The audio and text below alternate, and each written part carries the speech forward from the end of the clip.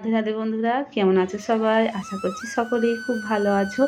নয়নমণি সেবা চ্যানেলে তোমাদের সকলকে জানাই শুভেচ্ছা ও আন্তরিক ভালোবাসা।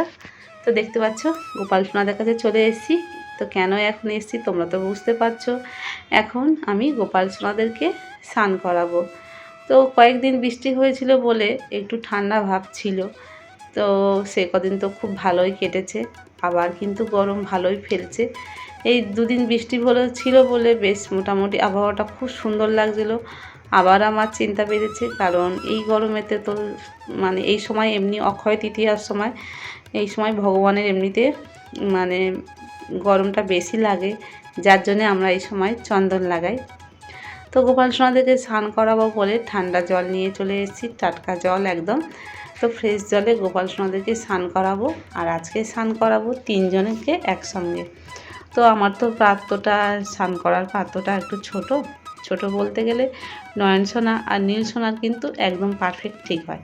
অসুবিধা হয় আমার মণি সোনা। তো তিনজনকে যখন একসঙ্গে বসায় তখন আমার কিন্তু খুবই অসুবিধা হয়।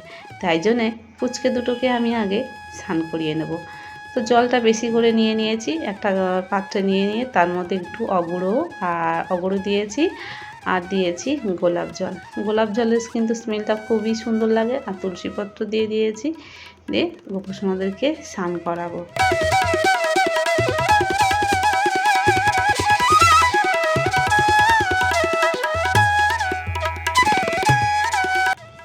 তো তিনজনকে অনেকেই হয়তো ভাবো তিনজনকে প্রত্যেকদিন কি আমি স্নান একসঙ্গে করাই বা প্রতিদিন নিয়মিত স্নান করাই। তো দেখো, প্রতিদিন নিয়মিত বলতে এই গরমের সময় তো অবশ্যই করে স্নান করাতে হবে গোপাল সোনাদেরকে, না হলে কিন্তু খুবই কষ্ট লাগে। আর হ্যাঁ, আমার কাছে 3টে গোপাল আছে, মানে তিনজনকে তো পরিষ্কার পরিচ্ছন্ন সবসময় রাখতে হবে। তো সেই জন্যে এক এক সময় হয়তো অসুবিধা হয়ে ওঠে। বিশেষ করে তো তোমরা দেখেছো নীল সোনাকে আমি রেগুলার স্নান করাই না, কারণ দেখো নীল সোনার অঙ্গরাগটা যেহেতু মানে অনেকটা হয়ে যাচ্ছে। তো সেই জন্য উঠে যাচ্ছে বলে আমি যার জন্যে ওকে মাঝে মাঝে করাই, আবার মাঝে মাঝে একটু বন্ধ দিই। কিন্তু নয়ন সোনার আমি স্নানটা রেগুলার করাই। মণি সোনার ক্ষেত্রে কী হয়, আমার মেয়ে যেহেতু ও একটু বাচ্চা রয়েছে, ও তো তিনজনকে স্নান করাতে গেলে ওর অনেকটা সময় লাগে। তো তিনজনকে মাঝে মাঝে আমি যখন দিই তিনজনকে আমি একসঙ্গে করাই, বা আমিও বন্ধ দিই, আবার মণি সোনাকেও একটু বন্ধ রেখে দিই।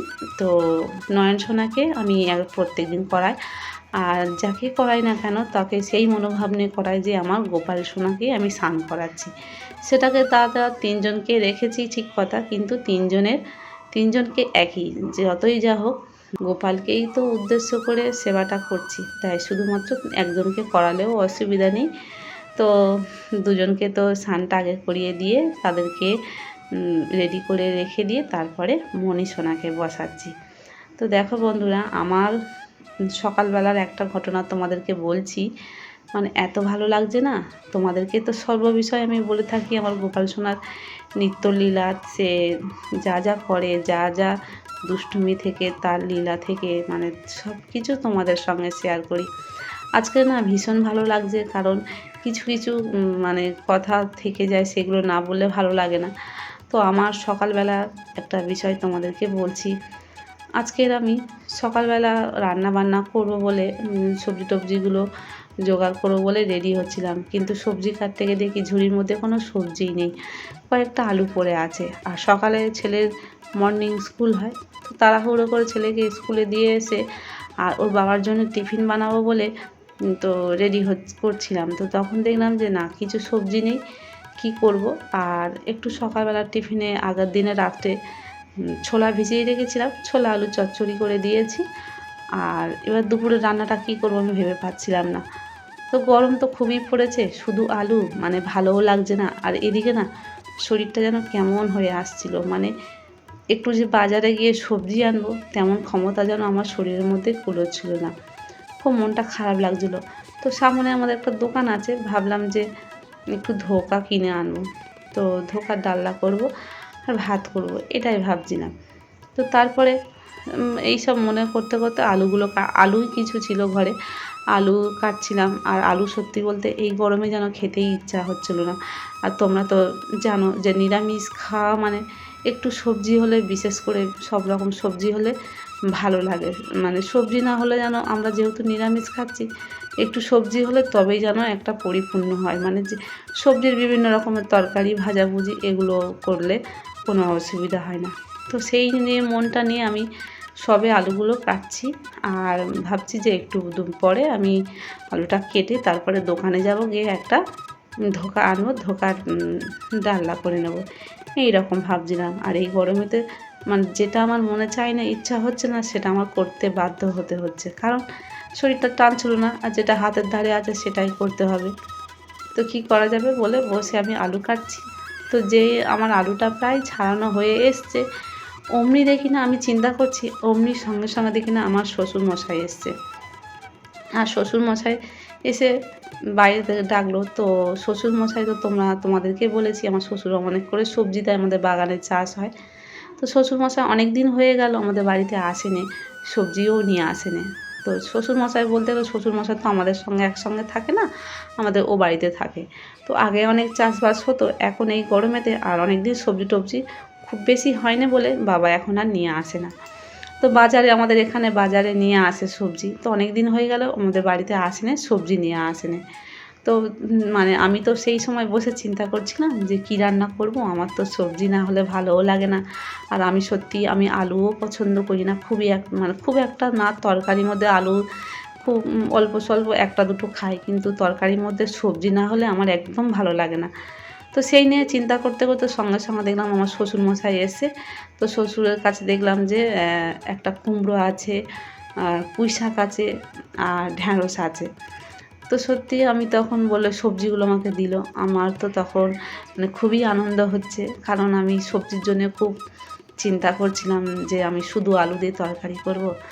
তো কিছুক্ষণ পরে আমার চিন্তাটা মানে মনে হঠাৎ করে মাথায় আসলো যে আমি তো সবজি নিয়ে চিন্তা করছিলাম, এতদিন শ্বশুর আসেনি, শ্বশুরমশাই আসেনি, বাবা এতদিন পরে এলো। তো যেই সময় আমি মানে চিন্তা করছি সেই মোমেন্টে এলো। আর তার আগে কিন্তু আমি ধোকা কিনতে যাচ্ছিলাম না, মানে যাচ্ছিলাম, মানে আর ঠিক মিনিট 10 দেরি হলে আমি কিন্তু বাজারে মানে দোকানে আমি যেতাম ধোকা আনতে। তো সত্যি সত্যি আমার এটা আমার গোপাল সোনার আমার মাথায় আসলো যে আমার যেমন কষ্ট হচ্ছে, মানে চিন্তা হচ্ছে, সেটা কিন্তু তার থেকে বেশি চিন্তা হচ্ছে আমার গোপাল সোনার। আমি যেটা চিন্তা করি, যেটা ভাবি, সেটা কিন্তু আমার গোপাল সোনা আমাকে ঠিক স্মরণ করিয়ে দেয় বা সেটা ঠিক বুঝিয়ে দেয়। মানে তারও ইচ্ছা নেই যে সে এই গরমেতে শুধু এই রকম ভাত খাবে। তো বাবা কুমড়ো দিয়ে গেল, কুমড়ো পুঁই শাক আলুর তরকারি করেছি, আবার একটা মান ভাতে দিয়েছি, দিয়ে আবার ঢ্যাঁড়স আলুর তরকারি করেছি। তো দেখো সবজি মোটে বাড়িতে ছিল না, তো সবজি মোটামুটি আমার গোপাল সোনার কৃপায় আমি দূর হয়ে গেল।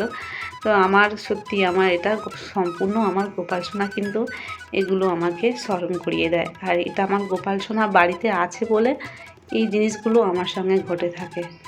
তো দুপুরের সেবাটা এখন দিয়ে দিয়েছি, স্নান টানগুলো করিয়ে দিয়েছি। এখন যেহেতু চন্দন যাত্রা চলছে, তো প্রত্যেক দিন স্নান করে একটু করে চন্দনের ফোঁটা মানে পুরো না শরীরে না দিয়েও অন্তত কপালে একটু ফোঁটা হালকা করে গায়ে দিয়ে দিয়েছি।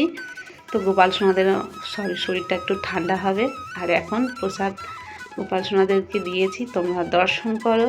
তো কেমন লাগলো অবশ্যই কিন্তু কমেন্ট করে তোমরা জানাবে, আর ভালো লাগলে একটা লাইক কমেন্ট শেয়ার করতে কেউ ভুলো না। লাইক আর কমেন্টও অবশ্যই রাধে রাধে লিখো।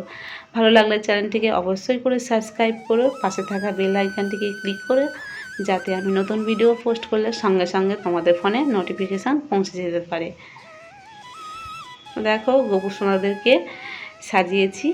রাধে রাধে, হরি বল।